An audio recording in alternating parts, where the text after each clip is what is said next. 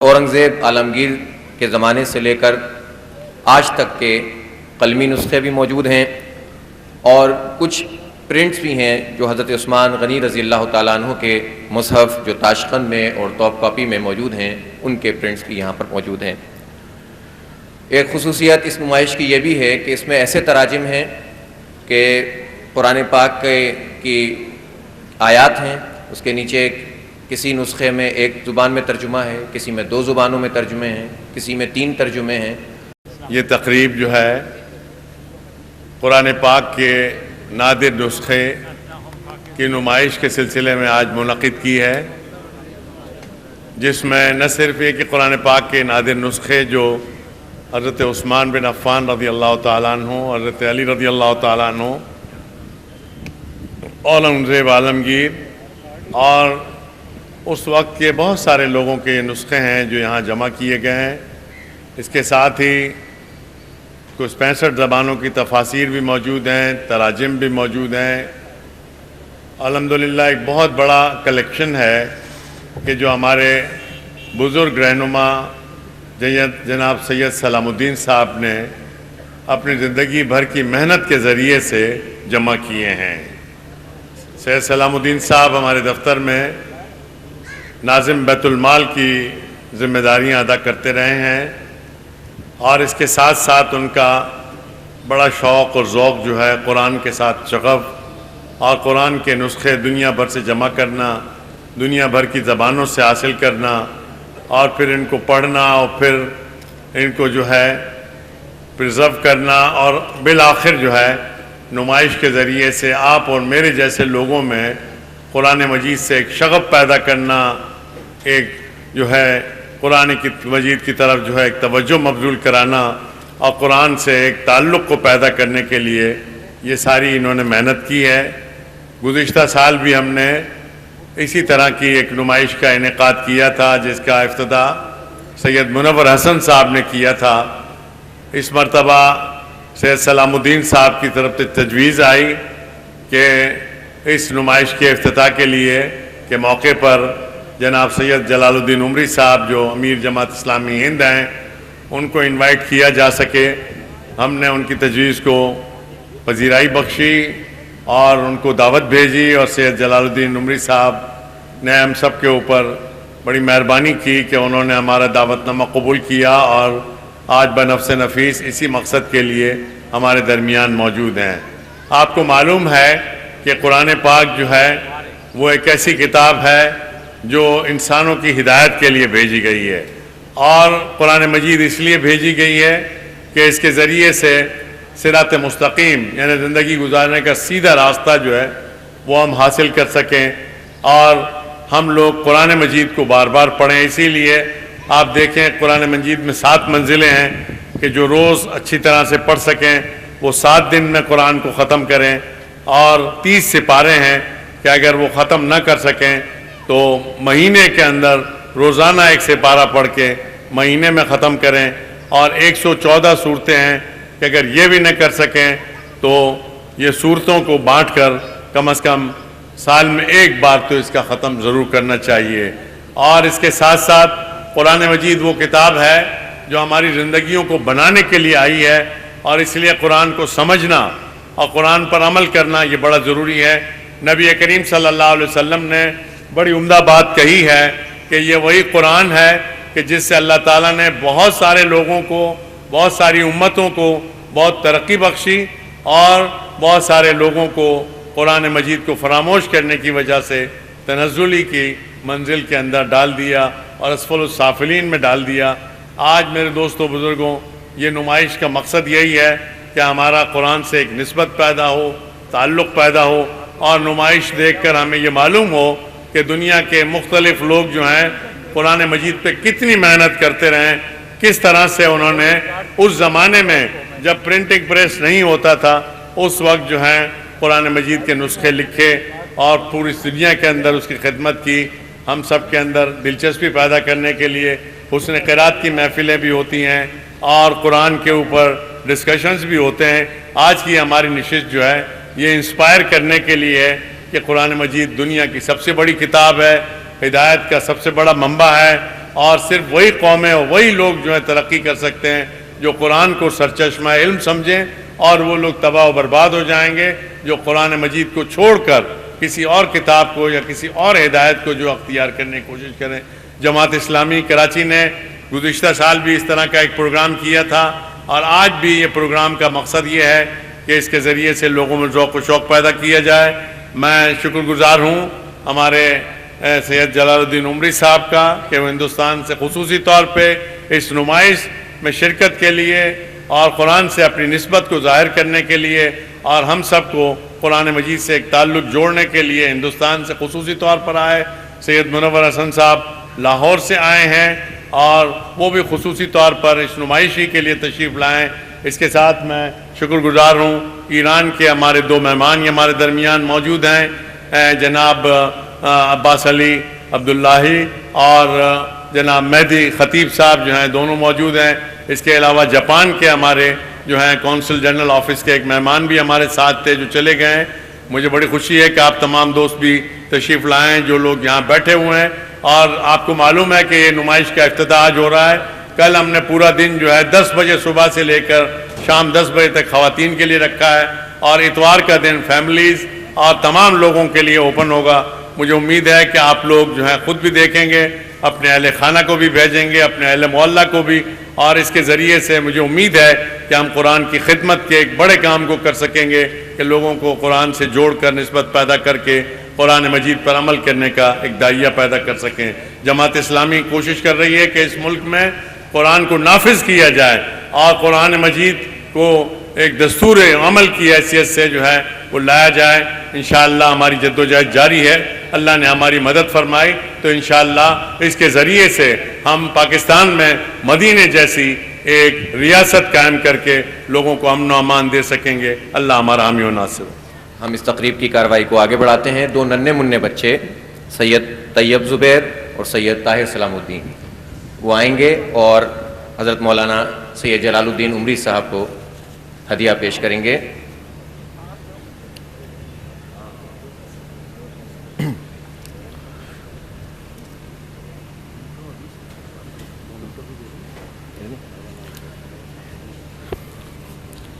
اور اب میں گزارش کروں گا امیر جماعت اسلامی پاکستان جناب سید منور حسن صاحب سے کہ وہ امیر جماعت اسلامی ہند جناب مولانا سید جلال الدین عمری صاحب کو ایک یادگاری شیلڈ پیش فرمائیں۔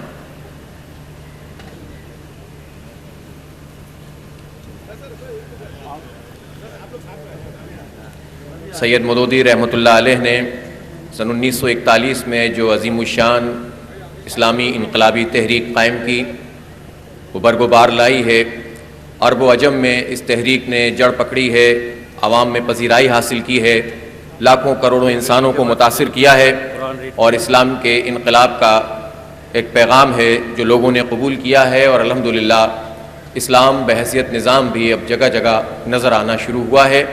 اللہ تعالیٰ اس تحریک کو برکت عطا فرمائے، اس کو قوت عطا فرمائے۔ یہ کسی فرد کی، کسی قوم کی، کسی نسل کی نہیں، اسلام کے آفاقی نظریے کی تحریک ہے، اللہ رب العالمین کی حاکمیت کے نظام کے غلبے کی تحریک ہے، اور یہ تحریک اپنے اپنے حالات، اپنے اپنے ملکوں میں اپنے طریقوں سے، اپنی اپنی حکمت عملی کے ذریعے سے آگے بڑھ رہی ہے، قرآن کے ان اصولوں کی بنیاد پر، اس قرآن کے اصولوں کی بنیاد پر کہ جو کتاب انقلاب ہے، جس کی نمائش، جس کے نسخوں کی نمائش یہاں پر منعقد کی جا رہی ہے۔ اور اب میں بلا کسی تاخیر جناب حضرت مولانا سید جلال الدین عمری صاحب سے گزارش کر رہا ہوں کہ تشریف لائیں۔ مختصر بات یہ ہے کہ مولانا 1935 میں تامل ناڈو ضلع شمالی ارکاٹ میں پیدا ہوئے، 1956 میں جماعت اسلامی ہند کے رکن بنے، اور جب سے لے کر اب تک بہت جاں فشانی کے ساتھ، کمٹمنٹ کے ساتھ، وابستگی کے ساتھ تحریک کا کام کر رہے ہیں۔ علمی شخصیت ہیں، کئی کتابوں کے مصنف ہیں، ان کی کتابیں کئی زبانوں میں ترجمہ ہوئی ہیں۔ اپریل 2007 سے امیر جماعت اسلامی ہند ہیں، اور سہ ماہی تحقیقات اسلامی مسلسل 30 سال سے جاری ہو رہا ہے۔ انہی کی زیر ادارت میں مولانا سید جلال الدین عمری صاحب سے گزارش کر رہا ہوں کہ وہ تشریف لائیں اور اس محفل میں اپنی گفتگو سے، اپنے خطاب سے ہم سب کو نوازیں۔ الحمدللہ رب العالمین والصلاة والسلام على سيد المرسلين وعلى آله وأصحابه أجمعين ومن تبعهم بإحسان إلى يوم الدين رضوان الله تعالى عليهم أجمعين. أما بعد، أعوذ بالله من الشيطان الرجيم. إن هذا القرآن يهدي للتي هي أقوم ويبشر المؤمنين الذين يعملون الصالحات أن لهم أجرا كبيرا وأن الذين لا يؤمنون بالآخرة أعتدنا لهم عذابا أليما.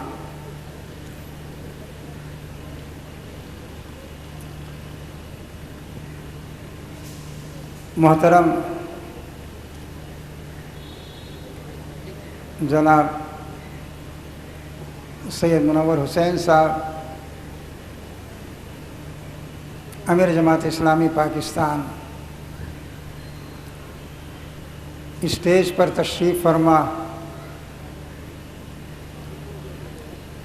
ذمہ داران جماعت اور مہمانان گرامی، بزرگوں اور دوستوں، یہ میرے لیے خوشی کا بھی اور سعادت کا بھی موقع ہے کہ قرآن مجید کی اس پروگرام میں شرکت کا موقع ملا ہے. میں اس کے لیے سب سے پہلے اللہ تعالیٰ کا شکر گزار ہوں، اور اسی کے ساتھ جماعت اسلامی کراچی اور ذمہ داران جماعت اسلامی پاکستان کا بھی شکر گزار ہوں کہ انہوں نے یہ موقع فراہم کیا. بزرگوں اور دوستوں، آپ اس نمائش کو دیکھیں گے. اس سے سب سے پہلی بات جو ہمارے سامنے آتی ہے وہ یہ ہے کہ اللہ تعالیٰ نے اپنی اس کتاب کی حفاظت کا پہلے روز ہی سے انتظام کیا، اور کوئی دور ایسا نہیں گزرا جس میں اس کتاب کی حفاظت کا انتظام نہ کیا گیا ہو اور اس میں اس سلسلے کی کوششیں نہ ہوئی ہوں. اللہ تعالیٰ نے یہ اعلان کیا تھا کہ یہ کتاب ہم نے اتاری ہے. انا نحن نزلنا الذکر، ہم نے یہ کتاب اتاری ہے، یہ ذکر ہم نے اتارا ہے، یہ نصیحت ہم نے اتاری ہے. وَإِنَّا لَهُ لَحَافِظُونَ، اس کی حفاظت کی ذمہ داری ہماری ہے.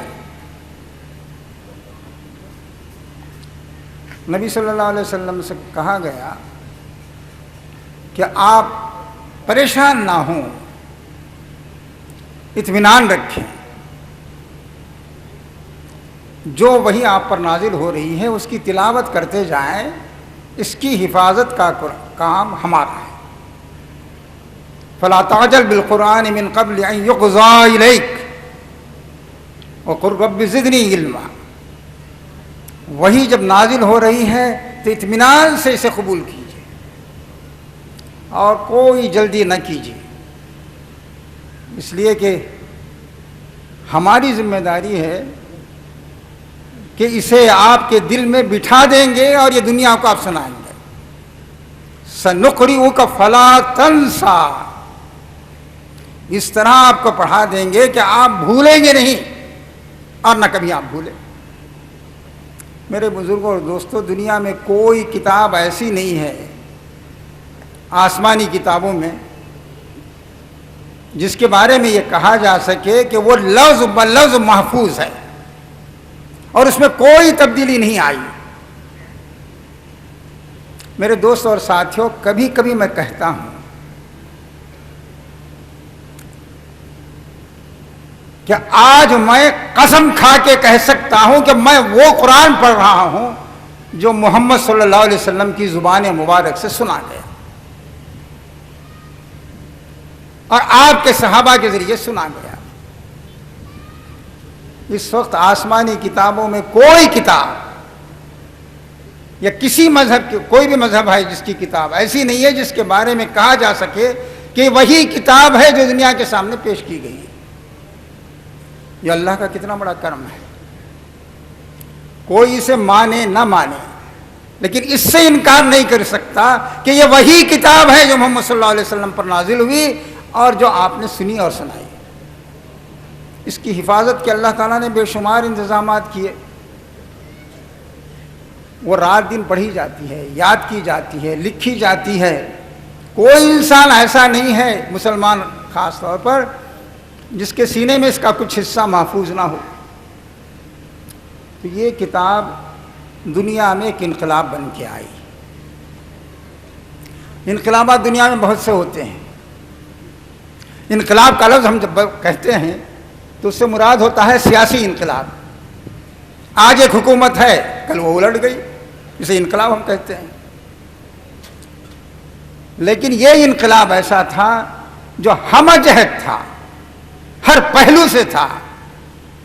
زندگی کا کوئی گوشہ ایسا نہیں تھا جس میں تبدیلی نہ آئی ہو۔ اس نے انسان کو نیا عقیدہ دیا، نیا فکر دیا، عبادات کے نئے طریقے بتائے، اخلاق کے اصول بتائے، معیشت اور معاشرت کے احکام بتائے، سیاست کے طور طریقے بتائے، عدل و انصاف کا قانون بتایا اور دنیا کو ایک نیا راستہ دکھایا۔ کہا کہ زندگی کا یہ راستہ ہے۔ کہا انسان محتاج ہے کہ اسے اللہ کی ہدایت ملے، اور یہ ہدایت اس شکل میں موجود ہے کہ کوئی بھی پہلو ایسا نہیں ہے جس میں کہا جا سکے کہ اللہ نے ہدایت ہمیں نہیں دی ہے۔ اور اتنا بڑا انقلاب دنیا نے کہیں نہیں آیا، اور اس کے بغیر کوئی اتنا بڑا انقلاب آ بھی نہیں سکتا۔ آج دنیا اس بات کی محتاج ہے کہ اس کا پورا نظام بدل دیا جائے۔ بگاڑ ہر طرف سے آیا ہے، لیکن ضرورت ہے اس بات کی کہ اس بگاڑ کو دور کرنے کے لیے قرآن کی بنیاد پر کوئی انقلاب آئے۔ اس کے بغیر جو انقلاب آئے گا، ہو سکتا ہے کہ وہ چھوٹی موٹی کوئی تبدیلی ہو، لیکن بنیادی فکر نہیں بدلے گا اور انسان پوری طرح مطمئن اس سے نہیں ہو سکے گا۔ میرے دوستوں اور ساتھیوں، یہ کتاب انسانوں کو راہ ہدایت دکھانے کے لیے آئی ہے۔ قرآن نے کہا کتاب انزلناہ الیک۔ دیکھیں، ہر جگہ اللہ تعالیٰ یہ اطمینان دلاتا ہے کہ یہ کتاب محمد صلی اللہ علیہ وسلم کی تصنیف نہیں ہے، ان کے ذہن کے خیالات نہیں ہیں، ان کی سوچ وچار نہیں ہے۔ ہر قدم پر، ہر موقع پر بتاتا ہے۔ کہا کتاب انزلناہ الیک، یہ کتاب ہم نے اتاری ہے آپ پر، ہم نے اتاری ہے۔ لتخرج الناس من الظلمات الى النور باذن ربهم۔ کہا کہ یہ کتاب اس لیے اتاری ہم نے کہ دنیا بے شمار ظلمتوں میں گھری ہوئی ہے۔ تاریکی ایک نہیں ہے، ہزار طرح کی تاریکیاں ہیں۔ عقیدے کی تاریکی ہے، فکر کی تاریکی ہے، عمل کی تاریکی ہے، اخلاق کی تاریکی ہے، تہذیب اور معاشرت کی تاریکی ہے، بے شمار تاریکیاں ہیں۔ اور آپ کا کام یہ ہے اس کتاب کے ذریعے آپ دنیا کو تاریکیوں سے نکالیں اور روشنی میں لے آئیں۔ تاریکی جب چھٹے گی تو روشنی آئے گی۔ کہا کہ یہ اس لیے ہم نے اتاری ہے کہ آپ اللہ کے حکم سے تاریکیوں میں اور ظلمتوں میں بھٹکتی ہوئی دنیا کو نکال کر روشنی میں لائیں۔ اسی لیے کہا گیا کہ یہ کتاب انسان کو صحیح راستہ دکھاتی ہے، غلط راستے سے بچاتی ہے۔ کہا گیا کہ ان ھذا القرآن یہدی للتی ہی اقوم، یہ قرآن وہ راستہ دکھاتا ہے جو بالکل صحیح ہے، سچا ہے، اور جس میں کوئی کجی نہیں ہے۔ انسان کسی راستے پر چلتا ہے تو اسے احساس یہ ہوتا ہے کہ کہیں نہ کہیں میں غلطی کر رہا ہوں، لیکن قرآن وہ راستہ دکھاتا ہے جس میں کہیں کوئی کجی نہیں ہے، کوئی ٹیڑھ پن نہیں ہے، کوئی خرابی نہیں ہے، کوئی کمی نہیں ہے۔ کہا کہ یہ قرآن وہ ہے، وہ راستہ دکھاتا ہے جس کے اندر کوئی کجی نہیں ہے، جو سیدھا ہے اور مضبوط ہے۔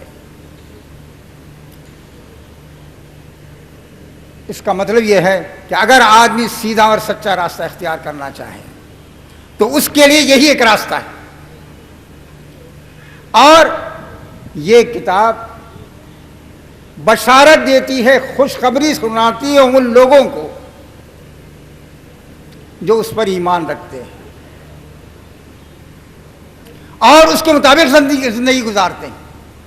وَيُبَشِّرُ الْمُؤْمِنِينَ الَّذِينَ يَعْمَلُونَ الصَّالِحَاتِ، دو باتیں کہی گئی۔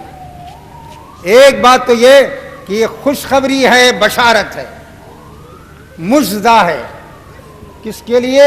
ان لوگوں کے لیے جو اس پر ایمان رکھتے ہیں، جو اس پر یقین رکھتے ہیں، جو اسے اللہ کی کتاب سمجھتے ہیں اور جو سمجھتے ہیں کہ اسی میں راہ ہدایت ہے اور اسی میں راہ نجات ہے، اور وہ یعملون الصالحات، اس کے مطابق زندگی گزارتے ہیں۔ ظاہر ہے کہ ہم میں سے کون ہے جو یہ کہے گا کہ یہ اللہ کی کتاب نہیں ہے، سیدھا راستہ دکھاتی نہیں ہے؟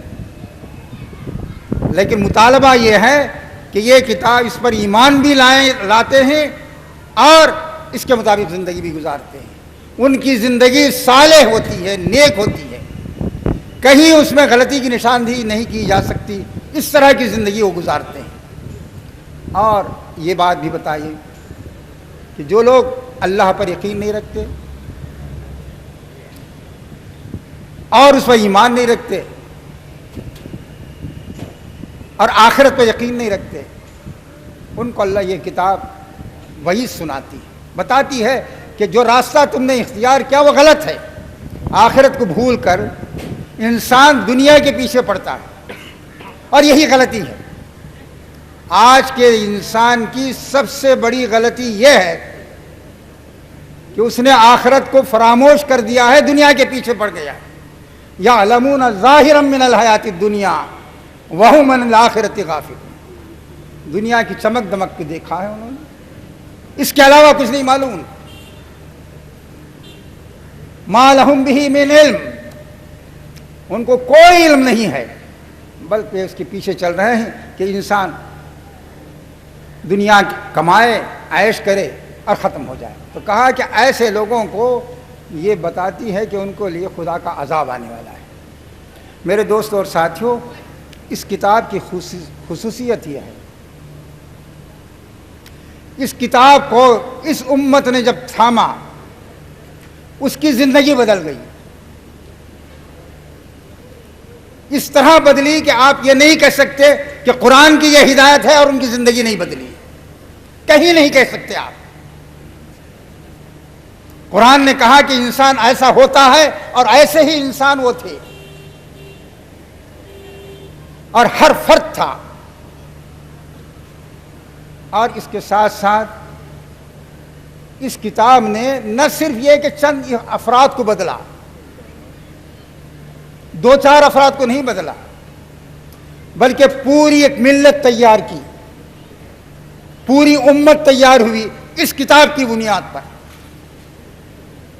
اور اس کے ذریعے دنیا کے اندر وہ انقلاب آیا کہ اس سے بہتر انقلاب کا آپ تصور نہیں کر سکتے، اور اس سے کامیاب انقلاب کو چشم فلک نے نہیں دیکھا۔ ایسا زبردست انقلاب آیا اس امت کے ذریعے، چند افراد ہی کے ذریعے نہیں۔ اگر صرف دو چار افراد، 10 افراد اس کتاب کو مانتے تو وہ انقلاب نہیں آ سکتا تھا۔ ہر نبی کے ساتھ رہے ہیں دو چار افراد، لیکن یہ انقلاب آیا اس وقت جبکہ ایک امت نے اسے قبول کیا، جذب کیا اور دنیا کو اس کے سبق پہنچایا۔ ابھی ایک واقعے کا ذکر یہاں آیا تھا کہ نیچے جو لوگ تھے وہ اوپر اٹھا دیے گئے. حضرت عمر رضی اللہ عنہ کے دور کا واقعہ ہے. مکے کے گورنر نے ان سے اسفان میں ملاقات کی حج کے موقع پر اور کہا کہ تم مدینے مکے سے آئے ہو, تمہارا کون جانشین ہے؟ تو حضرت عمر نے کہا ابن ابزا. حضرت عمر نے کہا یہ ابن ابزا کون ہے؟ کہا کہ وہ ایک آزاد کیا ہوا غلام ہے. کہا مکے پر ایک غلام کو تم نے اپنا جانشین بنا دیا. کہا اے امیر المومنین وہ قرآن کا پڑھنے والا ہے, قرآن کا علم رکھتا ہے, وہ قاضی ہے, فیصلے کر سکتا ہے, اس لیے اسے مکے جیسے شہر پر جہاں بہت سے صحابہ کرام بھی موجود تھے ان کو ہم نے ذمہ دار بنایا ہے. تب آپ نے فرمایا کہ اللہ کے رسول نے صحیح کہا. آپ نے فرمایا ان اللہ یرفع بہذا الکتاب اقواما ویذو بآخرین. اللہ تعالیٰ کچھ لوگوں کو اس سے اوپر اٹھائے گا.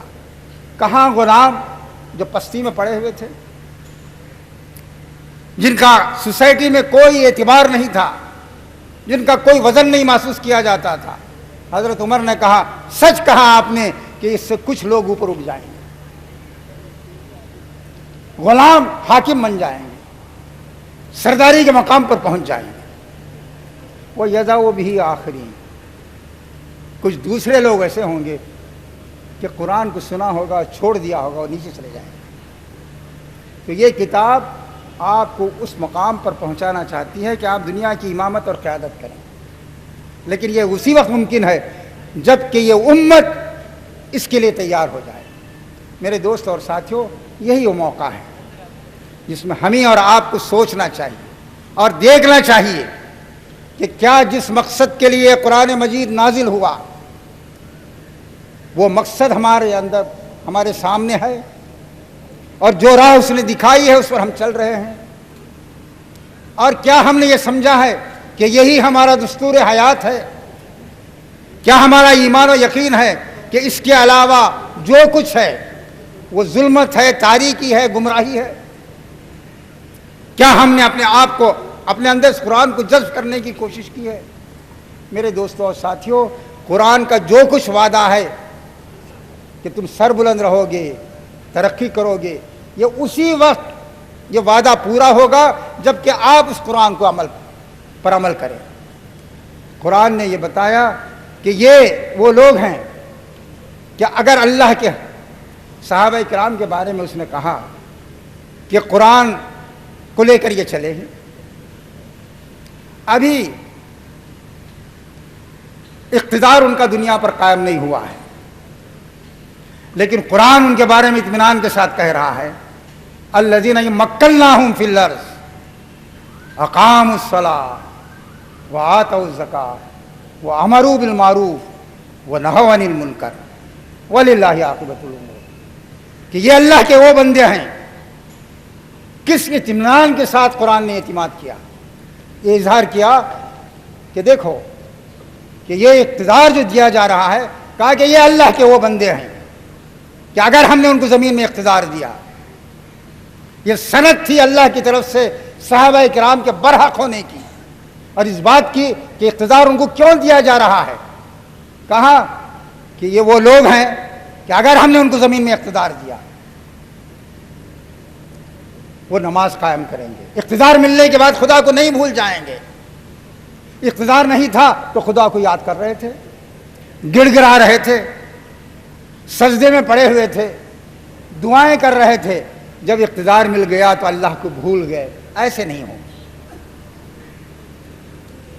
کہا کہ یہ وہ لوگ ہیں کہ ان کو اگر اقتدار مل جائے تب بھی یہ خدا کو یاد کریں گے, اور جب تک اقتدار نہیں تھا انسانوں کے حقوق کا چرچا کرتے تھے کہ غریبوں کی مدد ہونی چاہیے, ناداروں کے ساتھ تعاون ہونا چاہیے, اور کمزوروں کو اوپر اٹھانا چاہیے.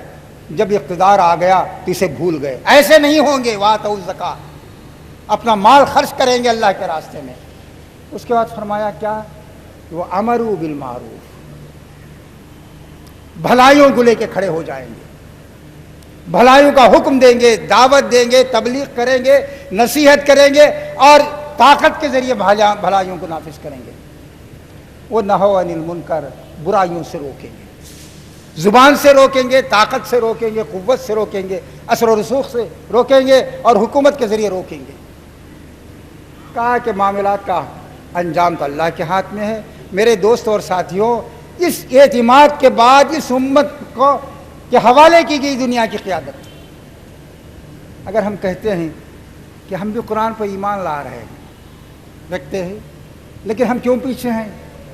تو آپ دیکھیے کہ قرآن نے یہ اقتدار کا وعدہ کن لوگوں سے کیا تھا اس اعتماد کے بعد کہ یہ راہ راست پر جمے رہیں گے، بگڑیں گے نہیں. اقتدار ملنے سے پہلے بھی وہ اللہ کے بندے ہوں گے، اقتدار ملنے کے بعد بھی اللہ کے بندے ہوں گے. اقتدار ملنے سے پہلے بھی وہ امر بالمعروف نہی عن المنکر کا فریضہ انجام دے رہے ہوں گے، اقتدار ملنے کے بعد بھی وہ یہی کام انجام دے رہے ہوں گے. میرے دوست اور ساتھیوں، یہی وہ چیز ہے جس پر آپ کو مجھے سوچنا چاہیے. اللہ کی یہ کتاب اس لیے آئی ہے کہ ہمیں اوپر اٹھائے،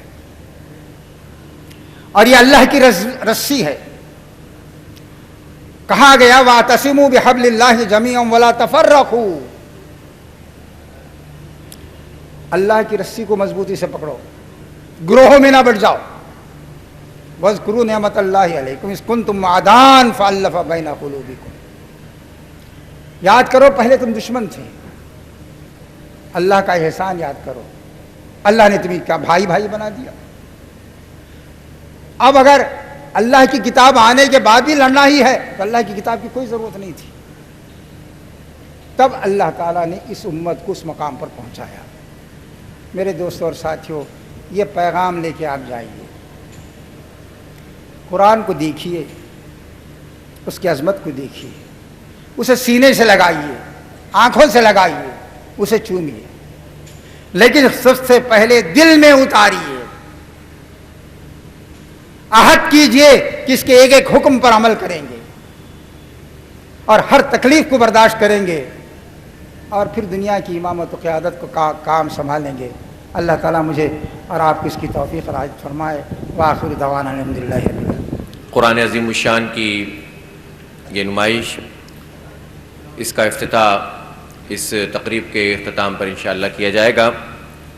قرآن عظیم الشان اللہ تعالیٰ کی وہ کتاب کہ جس شخصیت پہ نازل ہوئی، حضور نبی کریم صلی اللہ علیہ وسلم، وہ انبیاء کے سردار، جو ہستی اس وحی کو لے کر آتی تھیں، حضرت جبرائیل علیہ السلام، وہ فرشتوں کے سردار. جس مہینے میں یہ قرآن نازل ہوا وہ مہینوں میں سب سے فضیلت والا مہینہ، اور جس رات یہ قرآن نازل ہوا وہ 1000 مہینوں سے بہتر رات. قرآن برکت ہی برکت ہے، رحمت ہی رحمت ہے، اور اس کے اندر دنیا اور آخرت کی تمام فلاح ہے، کامیابی ہے. اس تقریب کے صدر مجلس محترم جناب سید منور حسن صاحب، امیر جماعت اسلامی پاکستان، ان سے ملتمس ہوں کہ تشریف لائیں اور صداقتی خطبہ ارشاد فرمائیں. جناب سید منور حسن صاحب. الحمدللہ رب العالمین والصلاة والسلام علی رسولہ الکریم وعلی آلہ وصحبہ اجمعین. اما بعد فاعوذ باللہ من الشیطان الرجیم. بسم اللہ الرحمن الرحیم. یا اہل الکتاب لستم علی شیء حتی تقیموا التوراۃ والانجیل وما انزل الیکم من ربکم. صدق اللہ العظیم. حضرت مولانا جلال الدین عمری صاحب، امیر جماعت اسلامی ہند، برادر محمد حسین محنتی صاحب، برادر گرامی قدر سید سلام الدین صاحب، دیگر ذمہ داران جماعت اور مہمانان گرامی، حاضرین مجلس، میرے بھائیوں، دوستوں، عزیزوں اور ساتھیوں، حضرت مولانا نے قدر تفصیل کے ساتھ قرآن پاک سے تعلق اور اس تعلق کی بنیاد پر جو ذمہ داریاں اور تقاضے پیدا ہوتے اور عائد ہوتے ہیں ان کا تذکرہ فرمایا ہے. بالفاظ دیگر یاد دہانی اور تذکیر کے جتنے عنوانات ہو سکتے ہیں ان سب کے دریچے کھول دیے ہیں۔ یہاں وہ لوگ تشریف فرما ہیں جو قرآن پاک کے ساتھ کچھ نہ کچھ شغف ضرور رکھتے ہیں۔ عجیب و غریب کتاب ہے یہ، قرآن پاک رلاتا بھی ہے، ہنساتا بھی ہے، یہ جنت کی سیر بھی کراتا ہے، یہ دوزخ کی آفات سے بھی آگاہ کرتا ہے، یہ آنکھوں میں نمی بھی پیدا کرتا ہے، یہ دلوں میں گداز بھی پیدا کرتا ہے۔ یہ قرآن پاک خوف اور خشیت تک پہنچنے کا ذریعہ بھی ہے، اور نجات کا حوالہ، فلاح کا حوالہ، اللہ کی رضا، خوشنودی کا حوالہ، یہ تمام حوالے قرآن پاک کے اندر موجود ہیں۔ اس لیے اس کے ساتھ شغف پیدا کرنے میں یہ تمام چیزیں میسر آتی ہیں، کوئی دامن خالی نہیں رہتا، ہر آدمی اپنے دامن کو اپنے ظرف کے مطابق بھر لیتا ہے۔ حقیقت یہ ہے کہ آج اس قرآن پاک کو نظر آتش کیا جا رہا ہے، اس پر مقدمہ چلایا جا رہا ہے، اس کے خلاف فیصلے سنائے جا رہے ہیں، اور جو صاحب قرآن ہیں جن پر یہ قرآن پاک اترا ہے ان کے کارٹون بنائے جا رہے ہیں، ان کے خاکے اڑائے جا رہے ہیں، اور جو لوگ یہ کام کر رہے ہیں وہ اپنے آپ کو پڑھا لکھا کہتے ہیں، دانا بینا کہتے ہیں، سویلائزڈ کہتے ہیں، بڑے کلچرڈ مہذب اپنے آپ کو کہتے ہیں، ماڈرن کہتے ہیں۔ آج کی دنیا میں اس دنیا پر اقتدار کا اور اختیار کا حق اپنے لیے رکھتے ہیں، وہ تو اس بات کو جانتے ہوں گے نا کہ قرآن پاک کو جلانے کے باوجود قرآن پاک کا تو کوئی نقصان نہیں ہوا، بلکہ جذبات کو برانگیختہ کرنے کے لیے جن لوگوں کا قرآن پاک کے ساتھ تعلق ہے ان میں غصے اور جھنجھلاہٹ اور اشتعال کی کیفیت پیدا کرنے کے لیے تو کچھ قدم بڑھے۔ لیکن یہ منظر کیا، معاملہ کیا ہے آخر؟ اتنے پڑھے لکھے لوگ اتنے بے پڑھے لکھے کیوں ہیں؟ اتنے مہذب لوگ اس قدر اجڑ اور غیر مہذب کیوں ہیں؟ اور اتنے ریشنل، معقول استدلال سے بات کرنے والے لوگ عقل سے پیدل کیوں ہیں آخر؟ دیکھیے قرآن پاک کے اس انقلاب کو، اس تبدیلی کو، کہ قرآن پاک ایک معاشرہ تشکیل دیتا ہے، ایک نظام ترتیب دیتا ہے، فکری اور ذہنی انقلاب برپا کرتا ہے، فرد کی دنیا بھی بدلتا ہے، افراد پر مشتمل سماج بھی بدلتا ہے، اس بات کو دشمن نے بالکل ٹھیک سمجھ لیا۔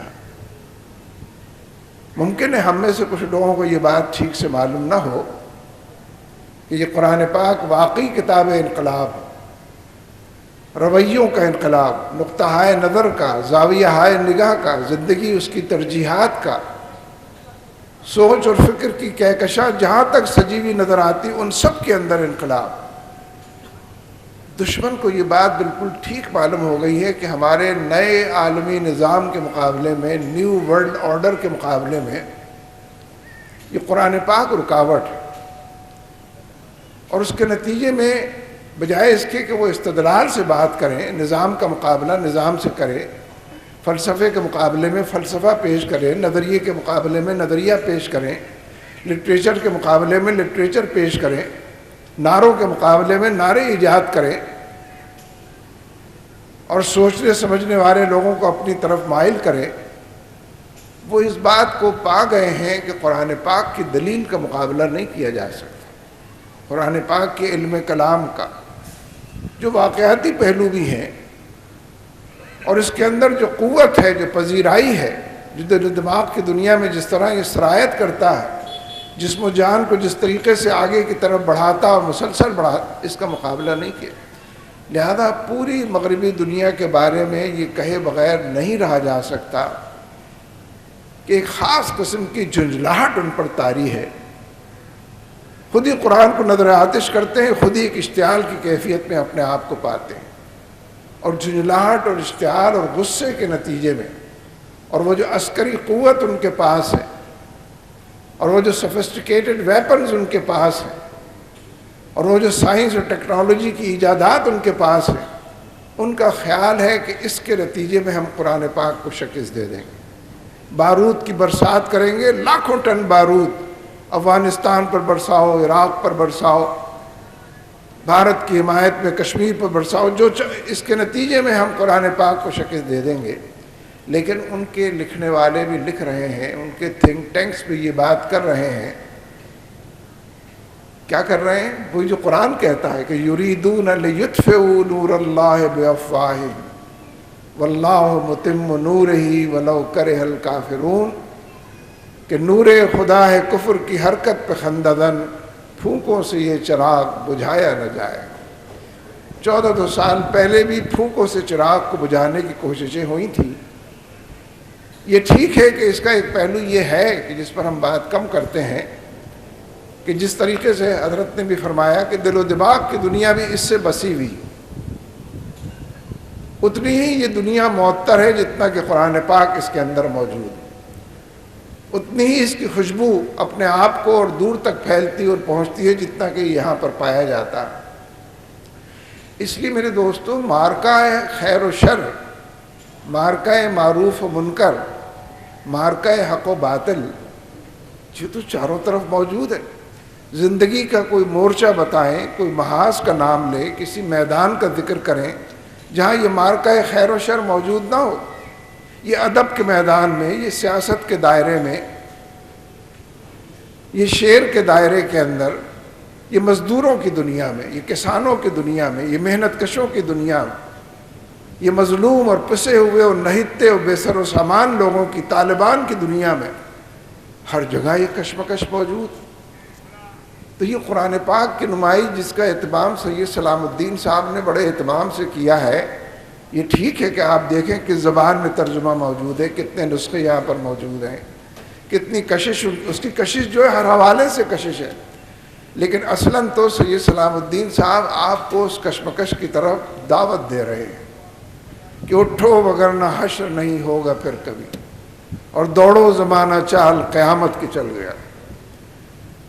اس کشمکش میں اپنا حصہ ڈالنا ایمان کا تقاضا ہے، نوشتہ دیوار ہے، اور یہ کامیابی دیوار پر لکھی تحریر کی طرح آیا، ہر زبان میں لکھی ہوئی ہے یہ کامیابی۔ اس لیے میرے دوستو، بھائیوں، عزیزوں اور ساتھیوں، میں بالخصوص سید سلام الدین صاحب کا شکر گزار ہوں کہ انہوں نے ایک بار پھر اس طرح کی محفل کو سجانے کا اہتمام فرمایا، اور اگر اگلے سال بھی انہوں نے یہ کام کیا تو ہیٹرک ہو جائے گی ان کی۔ اللہ تعالیٰ اس ہیٹرک کو بھی قبول فرمائے اور اس سے پہلے کی نیتوں اور ارادوں کو بھی۔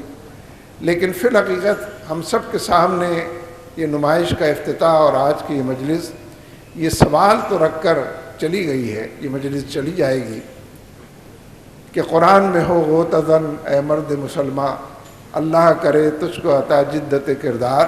اس شعر کے اگر کوئی معنی اور مفہوم ہے تو مجھے بھی کوئی آ کر بتائے، کچھ معنی تو ہوں گے نا اس کے۔ بس اسی طرف بلانے کی ایک کوشش، کاوش اور گری پڑی سی کوشش ہے۔ اللہ تبارک و تعالیٰ شرف قبولیت عطا فرمائے۔ وآخر دعوانا ان الحمدللہ۔ اس ہماری محفل میں بھارت سے ہی تشریف لائے ہوئے جناب محمد رضی الاسلام ندوی صاحب بھی موجود ہیں، جو سیکرٹری ہیں تصنیفی اکیڈمی جماعت اسلامی ہند نئی دہلی کے۔ ہم مشکور ہیں، وہ حضرت مولانا سید جلال الدین عمری صاحب کے ساتھ پاکستان تشریف لائے ہیں۔ اس پوری تقریب میں جن حضرات نے کام کیا، ہمارے بہت سارے ساتھی ہیں جنہوں نے دن و رات محنت کر کے اس تقریب کو سجایا ہے۔ ان میں خاص طور پر نصر اللہ شیخ صاحب، نذیر الحسن صاحب اور خالد علیم الدین صاحب، ان لوگوں نے بہت محنت کی ہے، اور بھی بہت سارے ساتھی ہیں۔ اللہ تعالیٰ سب کو جزائے خیر دے۔ محمود عالم صاحب کی بھی کوششیں، کاوشیں اس میں موجود رہی ہیں، اور ان سب کی سرپرستی سید سلام الدین صاحب فرما رہے تھے۔ جماعت اسلامی کراچی نے اس تقریب کا اہتمام کیا۔ میں دعا کی درخواست کر رہا ہوں مولانا جلال الدین عمری صاحب سے تشریف لائیں اور دعا سے یہاں کی تقریب کا اختتام کریں۔ دعا فرمائیے۔ اللہم انت السلام انک السلام، صلی علی سیدنا محمد وعلی آل سیدنا محمد وبارک وسلم۔ ربنا آتنا فی الدنیا حسنہ وفی الآخرۃ حسنہ وقنا عذاب النار، انت ولیہا ومولاہا فاحفظھا بما تحفظ به عبادک الصالحین۔ اللہم ارنا الحق حقا وارزقنا اتباعہ وارنا الباطل باطلا وارزقنا اجتنابہ۔ ربنا ہب لنا من ازواجنا وذرریاتنا قرۃ اعین وجعلنا للمتقين إماما ربنا تقبل منا إنك أنت السميع العليم وتب علينا إنك أنت التواب الرحيم وصلى الله تعالى على خير خلقه سيدنا محمد وعلى آله وصحبه أجمعين آمين والحمد لله.